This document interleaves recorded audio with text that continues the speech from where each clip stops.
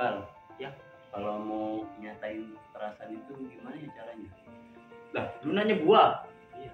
Gua aja takut. Kalau gue nyatain perasaan gue ke cewek yang gue suka, bakal ada dua hal yang terjadi. Yang pertama, gue diterima dan jadi pacarnya. Yang kedua, gue ditolak dan memilikinya. Terus salah satu itu udah terjadi. Ya belum lah, Kenapa? karena gue lagi memilih diam. Gue jadi penasaran deh siapa orangnya. Gue juga penasaran siapa orangnya. Sampai lu mau nyatain perasaan lu ke dia. Jadi ini deh kita sebutin aja siapa orangnya. Setuju nggak? Setuju, oke? Ya udah kita hitung ya.